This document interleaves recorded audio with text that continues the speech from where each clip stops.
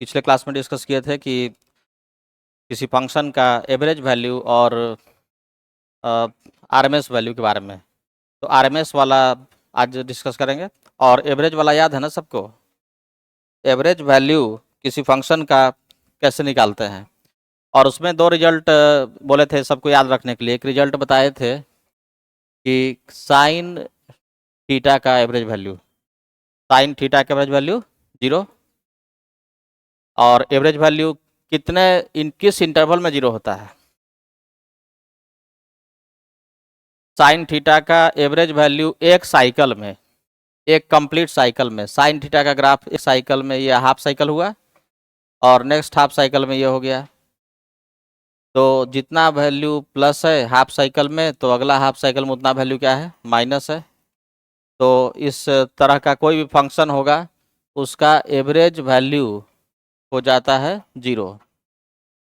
Sign का average value 0, cos का average value भी 0। यानी साइन या कॉस का कोई फंक्शन, जैसे साइनसोइडल फंक्शन कोई भी है, तो उसका एवरेज वैल्यू 0।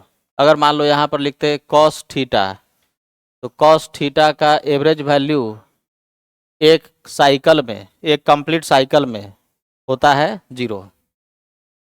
ये एवरेज वैल्यू 0 है किसमें, एक कंप्लीट साइकिल में। अगर पूछा जाए कि हाफ साइकिल में बताओ, तो हाफ साइकिल में बताने का मतलब ये हाफ साइकिल, तो क्या लगता है इसमें तो सब प्लस है, तो 0 होने वाला नहीं ना है। इसमें कैसे निकालेंगे, तो याद है सबको, किसी फंक्शन का एवरेज वैल्यू निकालने का फॉर्मूला क्या था कि अगर कोई फंक्शन एफ टी है, एफ टी, तो इसका एवरेज वैल्यू कैसे निकालेंगे, तो इसको इंटीग्रेट करना पड़ेगा। एफ टी डी टी का इंटीग्रेशन बाई डी टी का इंटीग्रेशन। अब किस इंटरवल में पूछा गया है, मान लो इंटरवल है t1 टू t2, तो यहाँ वैल्यू पुट करेंगे t1 t2 to t1 to t2। ये हो गया average value of function F T. इसके बाद हम एक और इम्पोर्टेंट रिजल्ट बोले थे सबको याद रखने के लिए। कहाँ से आवाज आ रहा है, कोई बातचीत नहीं करो अभी, पूरा एकदम जो है ना एसी में, एसी सर्किट स्टार्ट हुआ है, एकदम ध्यान से सुनना है केवल। बातचीत करेंगे तो फिर पूरा चैप्टर खराब हो जाएगा। और दूसरा क्या बताए थे, साइन स्क्वायर थीटा का एवरेज वैल्यू। तो साइन स्क्वायर थीटा का एवरेज वैल्यू एक साइकिल में कितना होता है, हाफ होता है। ये हो गया था। तो दो रिजल्ट सबको याद हो गया। साइन कॉस का कोई भी रहेगा तो उसका एवरेज वैल्यू एक कंप्लीट साइकिल में 0, और साइन स्क्वायर का एवरेज वैल्यू एक कंप्लीट साइकिल में 1/2, या फिर उसकी जगह पर हो जाए कॉस स्क्वायर, तो कॉस स्क्वायर का एवरेज वैल्यू एक कंप्लीट साइकिल में निकालेंगे तो वही आएगा 1/2। और एवरेज वैल्यू निकालने का फॉर्मूला ये है, सबको याद है। अब हम लोग सीखेंगे एक और वैल्यू निकालने के लिए। एक और वैल्यू है जो बहुत इंपॉर्टेंट है, जो पहले से सब लोग यूज भी किए होंगे, वो है RMS, RMS value. RMS value, RMS value का मतलब क्या है, पूरा नाम क्या है इसका, रूट मीन स्क्वायर।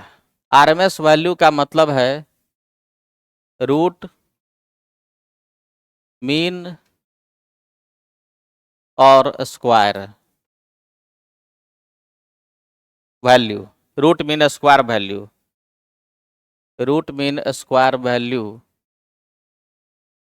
पहले से तो आरएमएस वैल्यू का नाम सुना हुआ है ना, आरएमएस वेलोसिटी का फॉर्मूला केमिस्ट्री में पढ़ने को मिला होगा। आरएमएस वेलोसिटी होता है ना, वही चीज़ है ना, रूट मीन स्क्वायर वैल्यू। अपना भी यहाँ कॉलोनी है, आरएमएस कॉलोनी, उसका नाम कुछ पता नहीं पूरा नाम क्या है। तो आरएमएस वैल्यू क्या है, तो और ये कितना इम्पोर्टेंट है पहले समझ लो एग्जाम्पल से। जैसे मान लो कि कुछ नंबर है, जैसे -10, -6, +6, +10। तो अगर हम बोलें कि इसका एवरेज निकालो, तो एवरेज कितना हो जाएगा, 0 हो जाएगा। सबके घर में जो करंट आता है, करंट आता है साइन का फंक्शन में, साइनसोइडल फंक्शन, साइन वेव आता है घर में। हम लोग के यहाँ जो घर में इंडिया में सप्लाई है, हाउस होल्ड सप्लाई, वो है साइनसोइडल फंक्शन। मतलब उसका अगर एवरेज निकाला जाए तो जितना प्लस आया उतना माइनस आया है, मतलब कि कुछ समय तक डायरेक्शन इधर है तो अगला हाफ समय तक डायरेक्शन अपोजिट हो रहा है, और उसका एवरेज वैल्यू आ रहा है 0। तो अगर सब कोई बात करें करंट का कि मेरे घर में करंट का एवरेज वैल्यू 0 है तो इलेक्ट्रिसिटी बिल नहीं आना चाहिए, तो वहाँ पर तो कुछ पता नहीं चल पा रहा। वहाँ एवरेज के टर्म बात करेंगे तो हम लोग वहाँ पर कुछ इन्फॉर्मेशन सही से पता नहीं चल पाएगा। तो वहाँ पर क्या किया जा रहा है ना कि जब डायरेक्शन से मायने नहीं कर रहा है, इसमें माइनस है प्लस है, तो हम लोग इसके लिए इस केस में एवरेज निकाल लेंगे तो उसमें 0 आएगा। हम लोग क्या करते हैं कि आरएमएस वैल्यू निकालते हैं। आरएमएस क्यों क्या होता है? आरएमएस में पूरा नाम क्या है? Root mean square. तो रूट जानते हैं, स्क्वायर रूट, मीन मतलब एवरेज, और लास्ट में क्या है? स्क्वायर। तो आरएमएस वैल्यू निकालने के लिए क्या करेंगे? इन सब का आरएमएस वैल्यू निकालना है, तो सबसे पहला काम क्या करेंगे? तो सबसे पहला काम हम लोगों को स्क्वायर करना है, स्क्वायर करेंगे। ठीक है, किसी का आरएमएस वैल्यू निकालना है तो सबसे पहला काम स्क्वायर करेंगे। तो स्क्वायर कर दो, पहला स्टेप में सभी का स्क्वायर कर दो। तो -10 का स्क्वायर, -6 का स्क्वायर, +6 का स्क्वायर, +10 का स्क्वायर। तो सबका स्क्वायर करने से जो माइनस में था वो भी क्या हो गया? प्लस में हो गया। अब उसका टेंशन खत्म। स्क्वायर, स्क्वायर करने के बाद फिर नेक्स्ट काम क्या करेंगे? मीन। मीन मतलब एवरेज। ये जो नया वैल्यू बन गया स्क्वायर करने के बाद, उसका एवरेज करो। तो एवरेज कैसे करते थे? एवरेज तो सबको निकालने आता ही ना है। अब इसका एवरेज निकालना है तो सबको प्लस कर दो, और कितना नंबर आया? 4 से डिवाइड कर दो। तो पहला स्टेप में स्क्वायर करेंगे, दूसरा में सबका एवरेज निकालेंगे, और उसके बाद तीसरा स्टेप में सब क्या करना है? रूट ले लेना है। तो लास्ट में सबका स्क्वायर रूट ले लेंगे। ये हो गया आरएमएस वैल्यू, ये हो गया RMS value of the numbers. तो किसी भी कुछ नंबर का आरएमएस वैल्यू कैसे निकालते हैं, ये समझ में आया? पहला स्टेप में क्या करना है? सबका स्क्वायर लेना है। दूसरा स्टेप में क्या करना है? एवरेज लेना है। और लास्ट में क्या करना है? स्क्वायर रूट ले लो।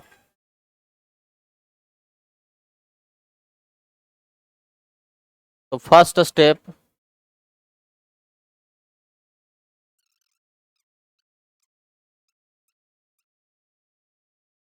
किसी फंक्शन का भी आरएमएस वैल्यू हम लोग इसी तरह से कैलकुलेट करेंगे।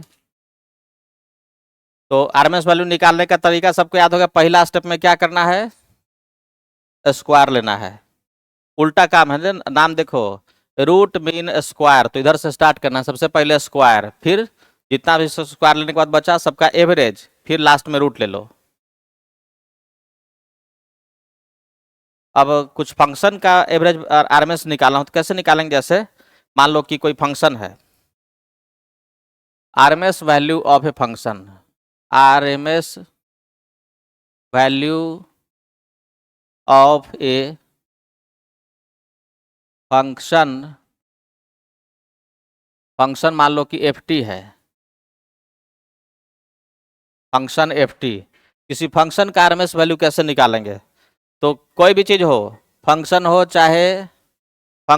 चाहे नंबर हो, पहला स्टेप में क्या करना है? देख लो, स्क्वायर। तो जो भी फंक्शन दिया गया उसका पहले स्क्वायर ले लो। तो फंक्शन ft जो था उसका कर देंगे स्क्वायर। तो इसका स्क्वायर कर दिए, पहला काम ये हुआ, स्क्वायर हो गया। स्क्वायर करने के बाद एक नया चीज बन गया ना। अब इसका क्या करना है? एवरेज, एवरेज एवरेज निकालना है। तो एवरेज कैसे निकालते हैं किसी फंक्शन का? तो फिर इंटीग्रेशन करते हैं। तो इसका इंटीग्रेशन यहाँ पर लगाना होगा dt by integration of dt। ये हो गया, स्क्वायर किए, फिर उसका एवरेज निकाल लिए। अब लास्ट में क्या लगा देना है? लास्ट में कर देना है इसका रूट, स्क्वायर रूट। तो इस तरह से बनेगा इसका आरएमएस वैल्यू। देख लो, फंक्शन ft दिया हुआ तो फंक्शन का स्क्वायर किए, अब उस स्क्वायर का एवरेज, तो किसी भी चीज़ का एवरेज निकालना जानते हैं, एवरेज निकालने के लिए ही फॉर्मूला है एफ टी डी टी का इंटीग्रेशन बाई डी टी का इंटीग्रेशन। तो एफ टी जहाँ पर क्या हो जाए, एफ टी का स्क्वायर हो गया एवरेज। एवरेज के बाद लास्ट में क्या करना है, रूट लेना है, रूट ले लिए। अब इंटरवल कौन सा दिया गया वो पुट कर देंगे। मान लो पूछा गया T1 टू T2, तो यहाँ लिमिट पुट कर दो, T1 to T2, T1 to T2। तो इस तरह से हम सबको बोलेंगे कि सबको निकालो साइन थीटा का आरएमएस वैल्यू। सबको कैलकुलेट करना है साइन थीटा का आरएमएस वैल्यू, या किसी भी साइन का फंक्शन या कॉस फंक्शन का आरएमएस वैल्यू।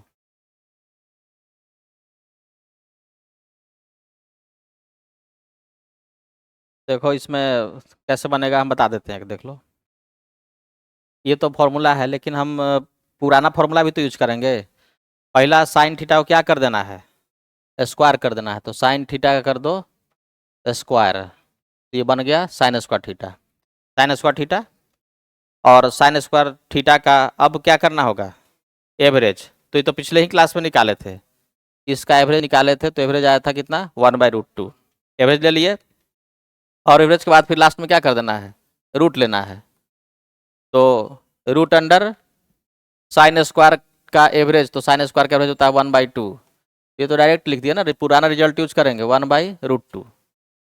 फिर से देख लो क्या हम बताए, साइन थीटा का एवरेज निकालना है। तो साइन थीटा को सबसे पहले क्या कर दो, स्क्वायर कर दो।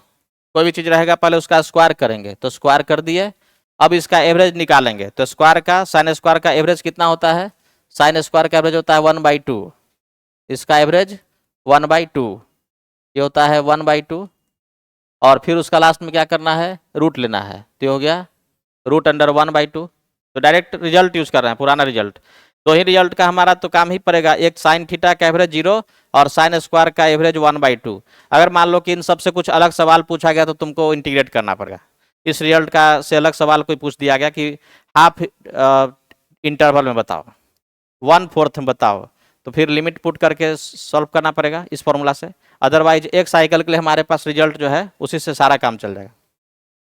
अब इस तरह से हम लोग देख सकते हैं कि कॉस स्क्वायर का एवरेज निकालें, अगर कॉस स्क्वायर थीटा का आरएमएस, कॉस थीटा का आरएमएस, तो कॉस थीटा का आरएमएस मतलब पहले कॉस स्क्वायर करेंगे, फिर उसका एवरेज लेंगे, और फिर लास्ट में रूट लगा देंगे। तो कॉस स्क्वायर का एवरेज होता है 1/2, और रूट लगाएंगे तो ये हो जाएगा 1/√2। तो याद रखना है, रिजल्ट को डायरेक्ट याद कर लो कि साइन स्क्वायर कॉस स्क्वायर का आरएमएस वैल्यू 1/√2। इस फॉर्मूला का यूज देखो ये समझने के लिए है, तुमको एवरेज निकालना केवल आना चाहिए। एवरेज निकालने का वैल्यू जानते ना हो, इस फॉर्मूला में जाने की जरूरत नहीं है। किसी चीज का एवरेज निकालना जानते हैं, आरएमएस पूछा गया तो तुम पहले स्क्वायर करके उसका एवरेज निकालो, फिर लास्ट में रूट लो। तो अब जैसे मान लो कि एक क्वेश्चन है, जैसे मान लो कि किसी जगह पे करंट दिया हुआ है, करंट का ये वैल्यू दिया हुआ, करंट आई बराबर है 5 साइन ओमेगा टी, ये दिया हुआ है। तो इस करंट का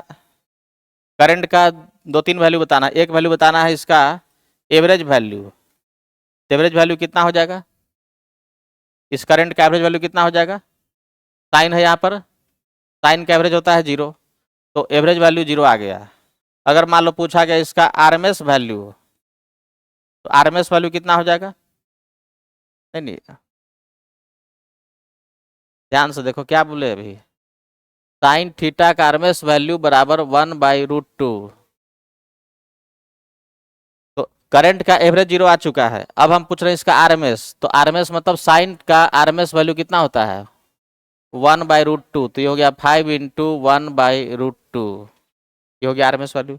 अगर हम पूछें करंट का maximum value, I max, maximum value यानी करंट का एम्पलीट्यूड यानी पीक वैल्यू, किसी भी चीज़ के मैक्सिमम को दो तीन तरह से बोल सकते हैं, मैक्सिमम वैल्यू, एम्पलीट्यूड या पीक वैल्यू। तो करंट का पीक वैल्यू कितना है, मैक्सिमम वैल्यू 5 है, तो ये हो गया एम्पलीट्यूड, ये हो गया एम्पलीट्यूड ऑफ करंट।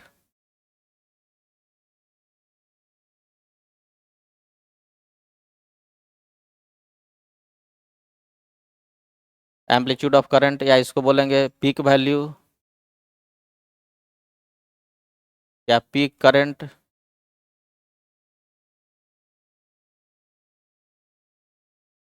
शाम का 6 बजे, 6:30 बजे पटना के लिए क्या है, पीक आवर है। उसमें ट्रैफिक देखते हो, ट्रैफिक का पीक टाइम रहता है, एकदम मैक्सिमम ट्रैफिक रहता है। तो ये पीक का मतलब समझ रहे हो ना, मैक्सिमम वैल्यू।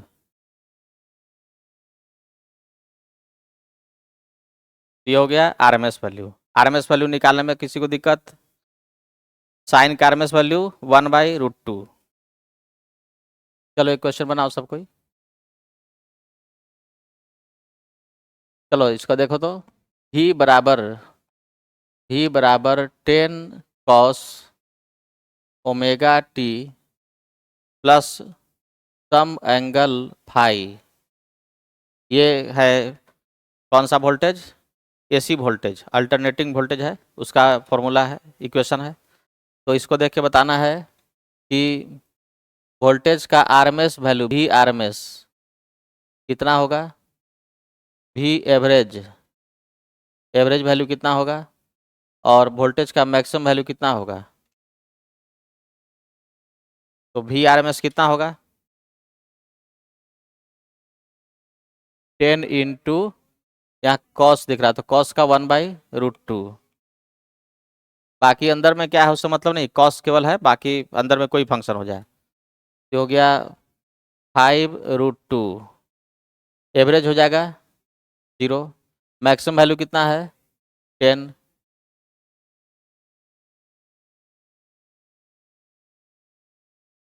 अब देखो आरएमएस वैल्यू का क्या प्रैक्टिकल इम्पोर्टेंस है, क्या उसका मीनिंग है। जैसे अब हम लोग कभी देखे होंगे कि सबके घर में जो बैटरी लगा हुआ है वो कौन सा करंट देता है, एसी देता ना है, एसी देता, साइन वेव देता है। घर में जो करंट हम लोग के आ रहा है वो भी कौन सा दे रहा है, एसी दे रहा है, तो साइन वेव देता है। जितना भी फैन वन चल रहा है वो सब किस पे चल रहा है, एसी पे चल रहा है।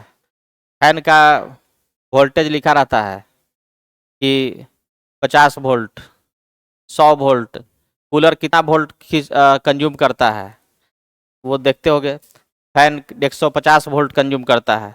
कोई मशीन लेने जाते हैं हम लोग, कोई मशीन लेते हैं, ट्रांसफार्मर लेते हैं, ट्रांसफार्मर मोटर कुछ भी मशीन लेते हैं, जनरली उसका जो स्पेसिफिकेशन है वो कैसे लिखा रहता है, करंट और वोल्टेज के बारे में उस पर लिखा रहता है।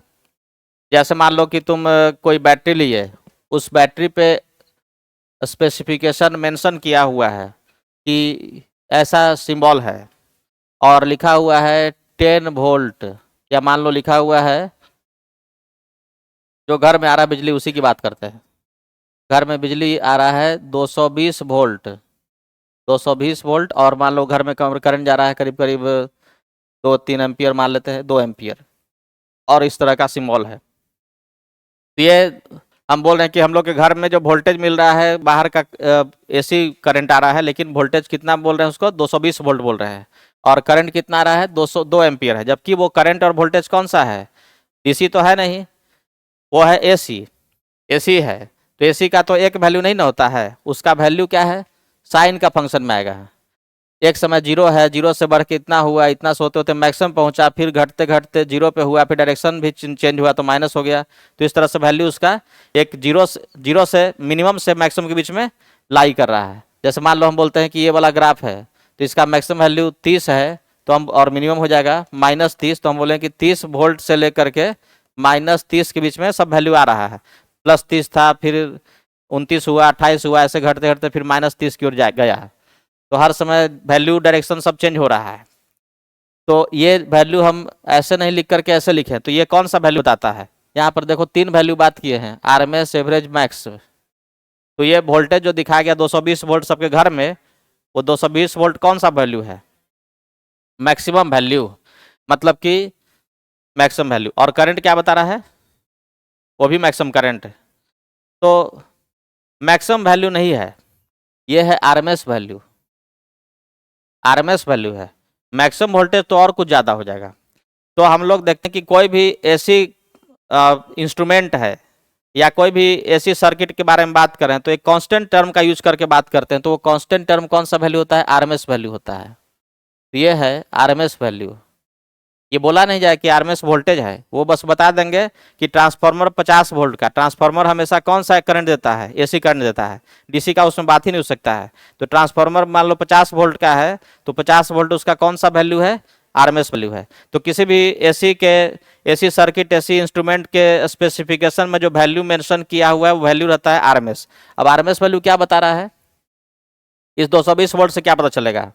जैसे इसका तो जो इक्वेशन होगा वो कुछ ऐसा होगा, 220 इंटू √2 और साथ में क्या लग जाएगा? Sine omega t plus phi. तो ये हम लोग के यहाँ वोल्टेज आ रहा है, मैक्सिमम वैल्यू इतना है, इसका आरएमएस निकालो। तो इसका आरएमएस कितना हो जाएगा? 220 √2 बाई कितना? √2, तो ये हो जाएगा 220। तो ये वैल्यू आ रहा है। अब इसका वैल्यू 220 √2 प्लस से माइनस इतना के बीच में लाई कर रहा है। अब सोचो, ये वाला जो पावर दे रहा है, ये करंट जो पावर देगा, उसके इक्विवेलेंट हम लोगों को अगर डीसी वोल्टेज बोला जाए, डीसी वोल्टेज, डीसी बैटरी और एसी बैटरी में समझ रहे हो ना? डीसी बैटरी का पावर जो उसका पोलरिटी है वो फिक्स्ड है, हमेशा इधर प्लस रहेगा इधर माइनस रहेगा।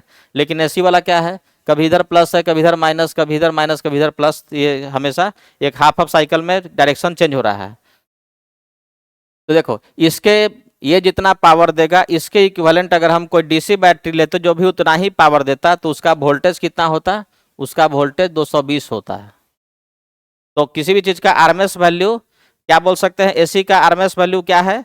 उसका इक्विवेलेंट डीसी वैल्यू। जैसे मान लो कि हम लोग घर में करंट आ रहा है, एसी करंट आ रहा है, उसके इक्विवेलेंट अगर डीसी करंट आता तो उसका वैल्यू किसके बराबर होता?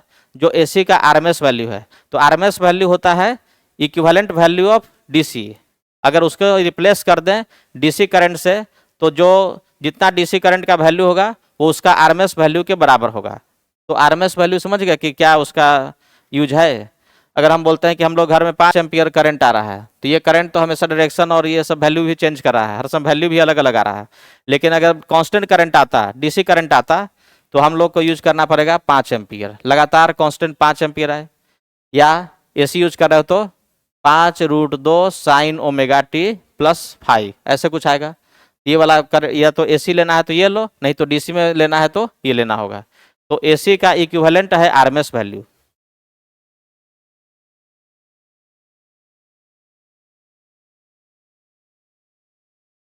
तो आरएमएस वैल्यू सबको निकालने आ गया ना?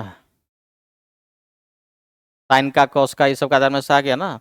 अब चलो एवरेज भी निकालने आ गया है। अब एक दो क्वेश्चन और बना लेते हैं। मान लो कि करंट दिया हुआ है I बराबर 5 sine omega T, 5 sine omega t plus 6 cos omega T. तो बताना है सबको इसका आरएमएस वैल्यू, आरएमएस क्या होगा? 5/√2। और देखो 5 साइन ओमेगा टी दो फंक्शन है, प्लस कॉस ओमेगा टी। इसका आरएमएस वैल्यू निकालना है। सबका आंसर आ गया? कैसे निकाले? इसका आरएमएस निकाले, इसका आरएमएस निकाल के जोड़ दिए। वैसे तो गलत हो सकता है, स्टेप बाय स्टेप चलो। ऐसा नहीं करना कि हर एक का आरएमएस निकाल के ऐड कर देंगे। तो स्टेप बाय स्टेप चलेंगे। पहला स्टेप में क्या करना है? फंक्शन का स्क्वायर, तो स्क्वायर पहले करो, स्क्वायर करो, देखो क्या आया। इसके बाद फिर उसका एवरेज निकालो, फिर लास्ट में रूट लो।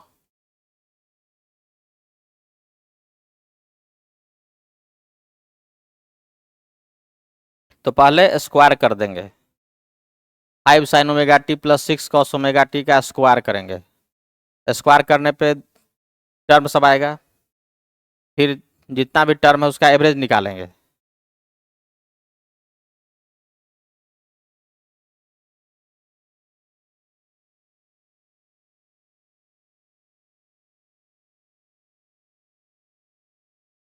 सबसे पहले कर दो आई का स्क्वायर, आरएमएस वैल्यू निकालने के लिए आई का स्क्वायर। तो आई स्क्वायर कितना हो जाएगा, इसका स्क्वायर करेंगे तो ए प्लस बी का होल स्क्वायर हो जाएगा, ए स्क्वायर, तो 5 square sine square omega t a square plus b square, a square plus b square plus 2ab cos theta plus 2 into 5 sine omega t into 6 cos omega t, ये आ गया। तो आई square का value देखो क्या आ गया, आई square बराबर आ गया 5 square sine square omega t plus 6 square cos square omega t plus यहाँ पे 5 इंटू 6 हो गया 30 और 2 sine theta into cos theta क्या हो जाता है, साइन टू थीटा, उसको साइन में बदल दो, साइन में बदल रहा है ना, साइन में बदल दो, 2 साइन इंटू कॉस हो जाएगा साइन 2 थीटा, तो साइन 2 ओमेगा टी, ये हो गया आई स्क्वायर। अब इस आई स्क्वायर का लेना है एवरेज वैल्यू, अब करना है इसका कैलकुलेशन करना है एवरेज वैल्यू। एवरेज में तो आसान काम होता है, एवरेज निकालना तो सिंपल काम है, सबका एवरेज निकाल के भी जोड़ सकते हैं, अगर बहुत सारा टर्म है तो सबका एवरेज निकाल करके ऐड कर सकते हैं, वही एवरेज हो जाएगा। तो इसका एवरेज आई स्क्वायर का एवरेज, आई स्क्वायर का एवरेज, आई स्क्वायर का एवरेज मतलब सबका एवरेज, तो 5 square sine square omega t का average plus 6 square cos square omega t का average plus 30 into sine 2 omega t का एवरेज। अब यहाँ से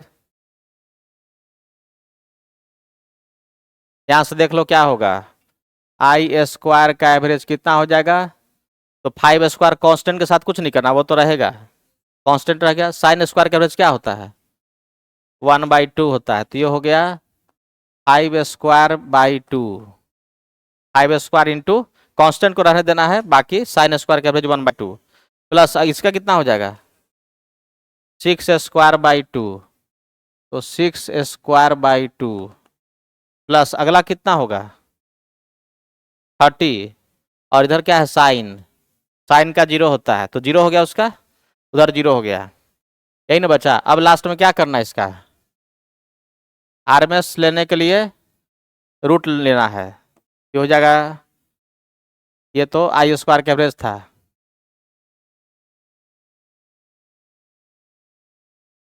रूट अंडर आई स्क्वायर का एवरेज, इसका रूट ले लो, तो रूट अंडर कितना हो जाएगा 5 square by 2 plus 6 square by 2,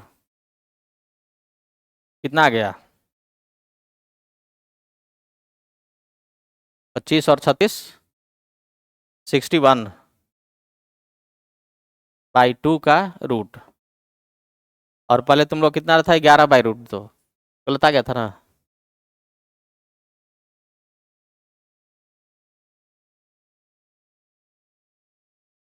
देखो इंटीग्रेशन से तो हम बचा दे रहे हैं, इंटीग्रेशन नहीं करना पड़ रहा है, क्योंकि हम लोग डायरेक्ट एक दो रिजल्ट ही बनना निकाल चुके हैं, उसी का यूज कर रहे हैं, तो स्टेप तो फॉलो करना पड़ेगा, कभी आरएमएस वैल्यू निकालना है तो स्टेप को फॉलो कर लेना है।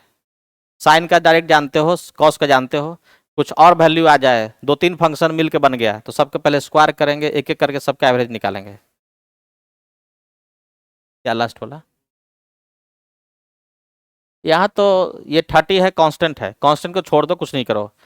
यहाँ पर क्या बचा है साइन, साइन का एवरेज क्या होता है 0 होता है, ये तो रिजल्ट पिछले क्लास का है, इंपॉर्टेंट रिजल्ट दो ठो याद रखना है, दो रिजल्ट, एक रिजल्ट साइन, साइन इधर कुछ भी रहा है तो इसका एवरेज 0, और दूसरा साइन स्क्वायर, इसका एवरेज 1/2। समझ में आया सबको, ऐसा ही एक और क्वेश्चन दे दें आरएमएस निकालने के लिए, कोई डाउट है तो पूछ लो, कहीं पे कुछ लगा प्रॉब्लम तो।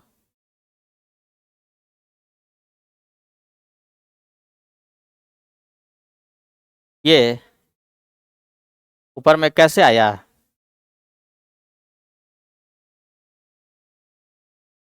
यहाँ पर इधर। अच्छा, √2 क्यों नहीं, हम √2 काहे के लिए लिखेंगे? यहाँ पर आरएमएस की बात ही कहाँ, भी अभी आरएमएस नहीं ना, पहले हम एवरेज ले रहे हैं। देखो शुरू से पहला स्टेप, जो भी मिला उसको क्या करना है, स्क्वायर करना है। देखो स्टेप बाय स्टेप चलो। तो पहले जो भी मिलता है उसका स्क्वायर करो, तो स्क्वायर कर दिए, स्क्वायर करके लाए। अब इसका एवरेज, तो इसका एवरेज कितना हो जाता है, 1/2 होता है। तो 5 स्क्वायर इंटू 1/2 प्लस इसका कितना होता है एवरेज, 1/2, 6 स्क्वायर इंटू 1/2, और इसका हो गया 0। सबका एवरेज निकाल लिए। एवरेज निकाले तो यहाँ पर 5²/2 प्लस ये ना आया। अब रूट लेंगे, तब लास्ट में मिल गया आरएमएस वैल्यू। चलो इस बार हम नहीं बताएंगे, इस बार सबको अपने से बनाना है। आरएमएस वैल्यू निकालना सिखा दिए ना।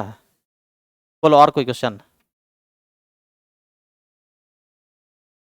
ये कैसे आया? तो देखो a+b का होल स्क्वायर करना है। इसका स्क्वायर करने का मतलब इस पूरे का स्क्वायर है। इस पूरे का स्क्वायर करो ना, तो इसका स्क्वायर कितना आया, ये आया। इसका स्क्वायर कितना आया, ये आया। a+b का होल स्क्वायर हो गया a² + b² प्लस 2ab। तो a का वैल्यू, b का वैल्यू साइन, और 2 sin theta into cos theta होता है sin 2 थीटा। तो फॉर्मूला यूज कर लिया है।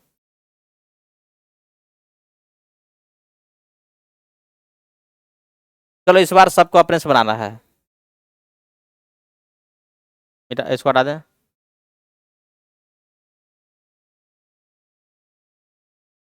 हो गया ना?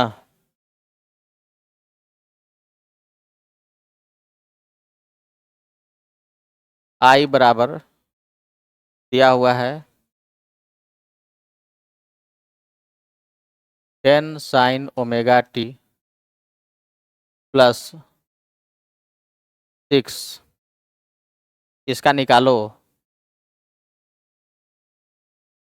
आरएमएस वैल्यू, इसका आरएमएस वैल्यू। सबसे पहला काम इसमें करना है, जो भी फंक्शन दिया गया उसका स्क्वायर। आई का स्क्वायर करेंगे, I² यानी कि इसका स्क्वायर। इसका स्क्वायर हो जाएगा 10 स्क्वायर साइन स्क्वायर ω t और plus 6 square plus 2 into ab into 6। ये स्क्वायर हो गया। स्क्वायर के बाद लास्ट में इसका एवरेज निकालना है, I² का एवरेज। तो इसका एवरेज निकालेंगे तो सब टर्म का एवरेज निकालो, तो 10 स्क्वायर कांस्टेंट तो रह जाएगा, और साइन स्क्वायर का एवरेज क्या होता है, 1/2 होता है, प्लस 6 स्क्वायर रह गया। कांस्टेंट का एवरेज वही रहता है, 6 स्क्वायर है तो इसका एवरेज वही होगा, प्लस इसका एवरेज 0 हो जाएगा। ये हो गया 50 + 36 यानी कि ये हो गया 86। यानी कि अब यहाँ से जो I² का एवरेज निकाले थे फिर उसका रूट ले लेंगे, यही हो गया IRMS। ये हो जाएगा √86। √86।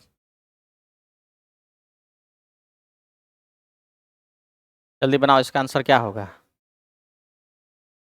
Current supply in an AC circuit is 5 ampere. तो कैलकुलेट करना है उसका मैक्सिमम वैल्यू कितना होगा, 5√2।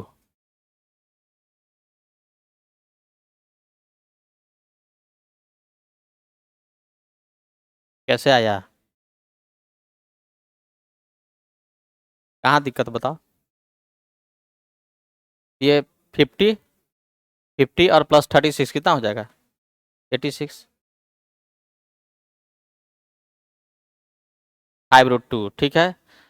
तो सबका आंसर 5√2 आया। ये जो करंट दिया हुआ है वो कौन सा करंट है, AC करंट है। ये है IRMS। IRMS equals to 5 ampere दिया हुआ है।